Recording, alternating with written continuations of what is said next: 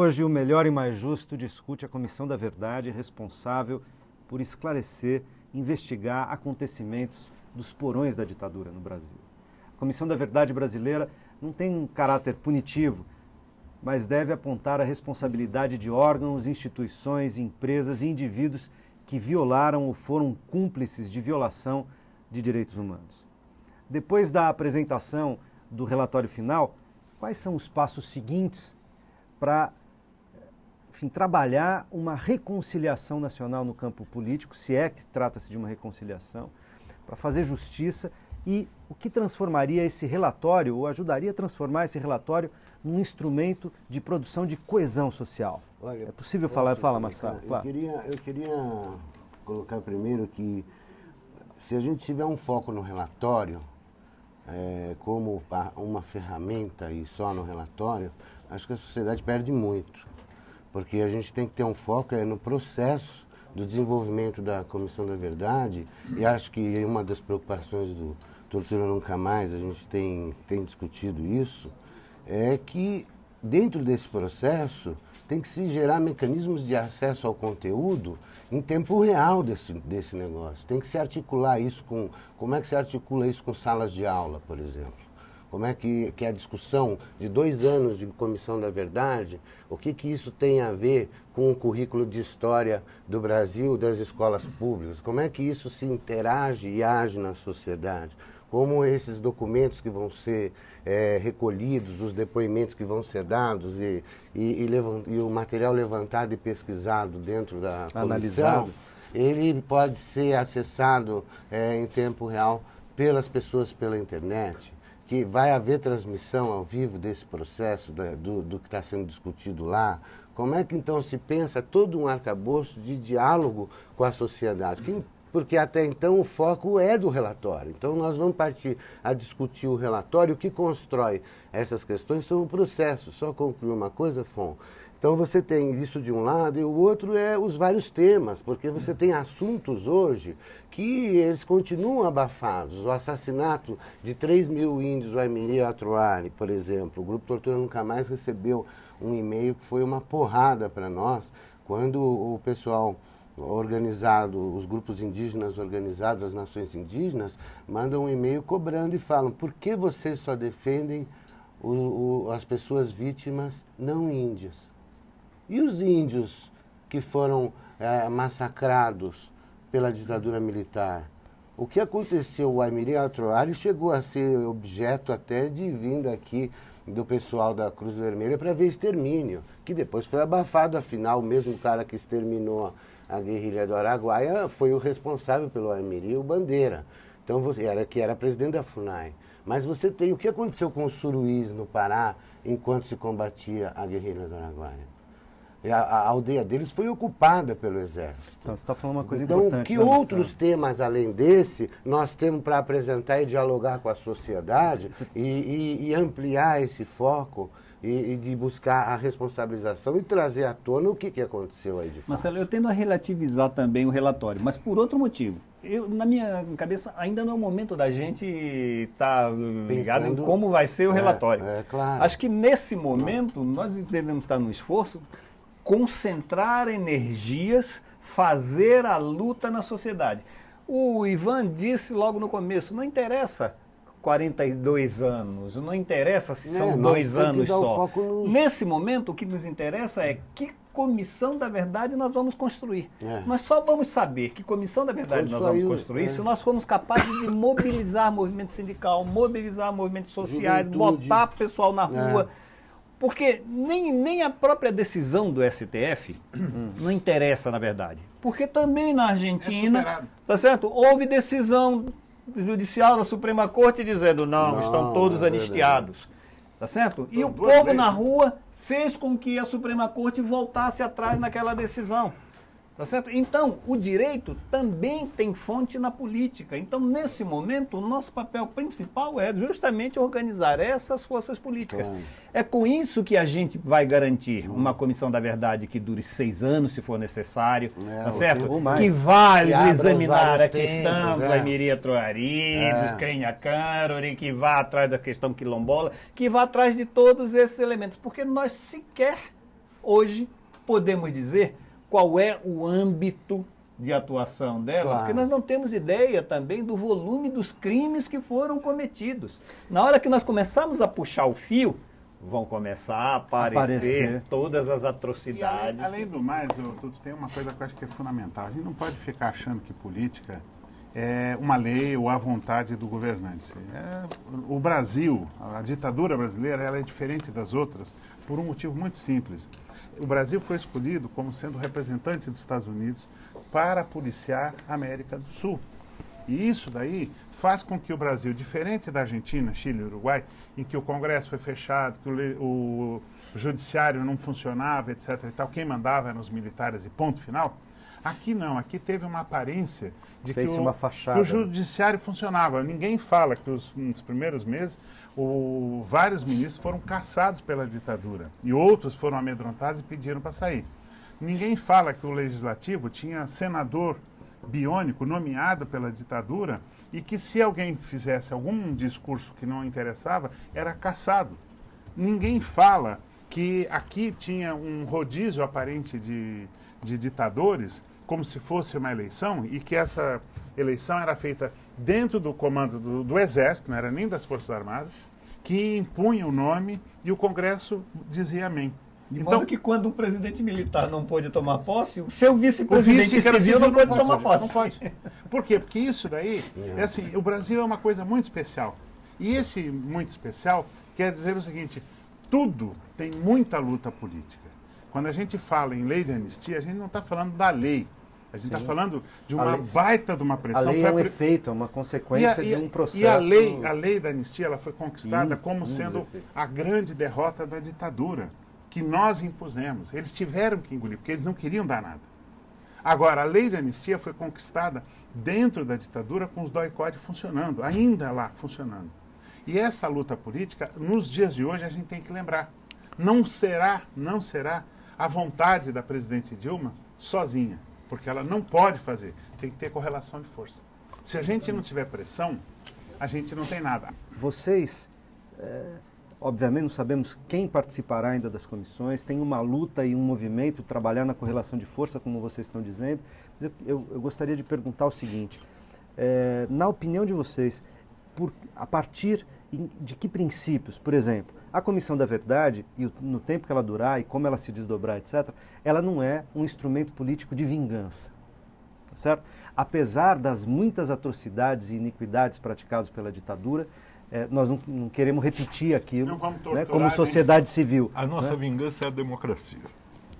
Ótimo, então eu queria que vocês falassem disso, porque então, esse é um instrumento de aprofundamento da democracia, de produção de transparência, de justiça e de desenvolvimento social. Por quê? Por um motivo muito simples. Se a gente não contar a história desse país, a gente não sabe que continua acontecendo isso. Caso contrário, a gente repete os mesmos crimes sem nem perceber. Não é isso, Alípio? Mas também se é verdade que nós não queremos vingança, nós queremos punição dos responsáveis. Claro. E o Ivan já Justiça, disse por quê. justiça. Não é pelo passado, Claro. é pelo presente e pelo futuro. Exatamente. Porque continua no Rio de Janeiro, tá certo? O número de presos desaparecidos agora, na democracia, é maior do que o número de presos desaparecidos durante a ditadura. Não precisa ir para o Rio de Janeiro. A Comissão de Familiares de Mortos Desaparecidos durante a ditadura existe até hoje, junto agora com a Comissão de Mortos Desaparecidos durante o governo do PSDB, quando fez aquele massacre que mataram 600 pessoas, que são os crimes de maio. Tem gente morta e tem gente desaparecida até hoje, que não foi esclarecido. A Comissão de Familiares dos Mortos da Democracia, junto com a Comissão de Mortos da Ditadura. Ali. Eu gosto de dizer sempre uma coisa que eu acho que sintetiza o pensamento que é de nós quatro, não é meu somente. A grande tragédia é que nós escapamos ao pau de arara. Nós sobrevivemos ao pau de arara. Mas o pau de arara também sobreviveu. Essa é a realidade do Brasil. E é preciso exatamente punir, porque o Estado é responsável pela integridade física e moral dos seus cidadãos, punir quem transgrediu isso, para que jamais volte a acontecer. e impedir que continue acontecendo. Com os exemplos que o FUN e o Ivan já deram. E tem, por exemplo, uma Isso coisa, não pode. viu, Alípio? Quando fala em exemplos do que pode acontecer, quer dizer, durante o ano de 2008, 2009, se você pega os fatos que aconteceram no Rio Grande do Sul com o governo da Ieda Cruz, por exemplo, você tem ali a retomada de práticas de forma institucional por um governo de Estado da Federação do período da ditadura. A brigada militar foi autorizada, através de documento, a vigiar as pessoas. Eu participei, por exemplo, do 13º Encontro Nacional do MST como observador de direitos humanos, tortura nunca mais, e de repente pude observar que para entrar no 13º Encontro, todos os ônibus foram revistados, as pessoas exigiam documentos de todo mundo. O governador Requião, quando estava vindo participar como convidado para fazer uma palestra, as pessoas teve que dar o documento, helicópteros voavam por cima do encontro. Você tem ali a perseguição com relação aos movimentos sociais, o assassinato de um sapateiro se manifestando por salário, o assassinato de Elton Bron, as torturas acontecidas em mais de 50 sem-terras, quando eles estavam, esqueci o nome da cidade, mas a gente denunciou isso ao ministro Vanucci, a partir do que veio dos relatos que vieram do MST, e ficou tudo como estava. Essas pessoas não foram punidas. Então, a ação do Estado, do PSDB no Rio Grande do Sul, já faz um alerta para nós que mexemos e batalhamos por direitos humanos, Marcelo, porque essa história de que, para que nunca mais se repita, isso deixa isso para trás. Porque tem acontecido sistematicamente em São Paulo, quando as forças de segurança estão atuando do jeito que estão, a qualquer manifestação, filmando as pessoas. Eu participei no começo do ano como observador de direitos humanos para acompanhar a manifestação do movimento Passe Livre, por exemplo, e me apresentava assim para o comando da polícia. ou seja, A Comissão da Verdade tem inclusive uma função... Teve um comandante que veio me ameaçar tirando uma foto assim. O que é isso? Quer dizer, as pessoas sendo grampeadas até hoje, acompanhando, existe até ações na justiça e fora do Brasil sobre isso. Então, mas nós estamos descrevendo uma série de coisas que parece que já estão... A Comissão da Verdade tem um papel fundamental para que a gente reafirme que essas práticas têm que ser abolidas da sociedade. O armamento menos letal, por exemplo, tem que sair, não pode usar esse tipo de armamento em manifestação social, cultural, política. Mas como é que você faz isso com essa consciência, com essa mentalidade? A Comissão da Verdade tem uma função fundamental na construção dessa outra mentalidade, dessas outras formas de sociabilidade e de fazer política, mas inclusive. Não só a própria Comissão da Verdade, tudo. Desculpa, Tom, eu estou recebendo a informação aqui de que nosso tempo está acabando. Eu queria dar 30 segundos para cada um para os seus comentários finais. E eu pediria que vocês apontassem, então, em relação ao futuro. Quer dizer, a Comissão da Verdade abre o quê, aponta para onde e pede o quê? Em pouquíssimas palavras. Pede que a gente se organize para lutar em que direção?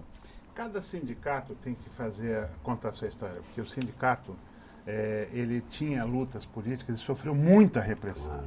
Então, todos os sindicatos têm que fazer, todas as entidades civis, estudantis ou não, têm que contar a sua história, porque o país precisa conhecer. A ditadura não foi sobre um grupo pequeno, foi sobre toda a sociedade. Se a gente não contar essa história, a gente vai repetir com métodos que matam, que vigiam ou que controlam a sociedade. Os inimigos nossos estão lá. Verdade Sufocada, Ternuma, não sei o quê, o site deles consta lá. As organizações que lutaram contra a ditadura são colocadas como terroristas ou guerrilheiras. E tem junto uma outra coluna que diz organizações proto-guerrilheiras, ou seja, projeto de guerrilheiras. MST e Via Campesina, por exemplo. O inimigo é o mesmo. Então, se você olhar isso, você entende o seguinte: a democracia está sob risco enquanto essa gente estiver impune. Atom. A Comissão Nacional da Verdade, de certa forma, já está produzindo as manifestações da sociedade. E esse debate na sociedade. A participação nessas discussões, nesses programas, a participação dessa juventude que saiu às ruas para denunciar: aqui mora um torturador, tá certo? Aqueles sujeitos que estão escondidos da sociedade porque eles têm vergonha. Veja, nós dissemos aqui, nós militamos, participamos da luta contra a ditadura. Eles se escondem, eles têm vergonha de dizer isso, eles vivem escondidos. Essa juventude está indo para as ruas dizer isso. Essa participação da juventude, essa participação dos trabalhadores já é um produto da Comissão Nacional da Verdade e é a construção do futuro. Marcelo, 30 segundos, não mais do que isso, por favor. Eu acho que a gente tem aí pela frente um trabalho de organizar mesmo, de criar relação entre esse processo que vai se desenvolver com a Comissão da Verdade e as instituições que hoje operam, por exemplo, a educação no país. É um dos eixos que eu acho que também é fundamental a gente trabalhar. Alípio. Como nós falamos aqui, nas nossas falas, cada um e no conjunto, a ditadura foi uma ditadura contra a classe trabalhadora e o povo. Entendido aqui o povo como aqueles que são explorados e oprimidos. Somente a classe trabalhadora e o povo pode passar limpo essa ditadura. E só podemos passar limpo, que somos nós, os trabalhadores e o povo, e nós só podemos passar limpo se nos organizarmos. Isso é fundamental. A Comissão da Verdade já é uma grande vitória histórica nesse país. Jamais o Estado teve um organismo para apurar os crimes e desmando das elites contra a classe trabalhadora. Eu agradeço muitíssimo a presença de vocês, acho que o debate foi super esclarecedor para aquele que está nos assistindo. Agradeço, portanto, também a você que nos acompanhou até aqui. Espero que a nossa conversa, tenho certeza que ela ajudou a perceber a importância, a relevância para o Brasil da memória histórica e da busca da verdade sobre a violação de direitos humanos, para que seja possível aprimorar a construção de um país melhor e mais justo para todos. Logo, o conteúdo desse programa estará disponível no nosso portal, onde você pode sugerir temas e rever outros debates que a gente já fez por aqui. Acompanhe a nossa programação também pelo Facebook, facebook.com/RedeTVT e pelo Twitter, @RedeTVT. A gente se encontra na próxima quinta ou a qualquer momento pela internet. Forte abraço.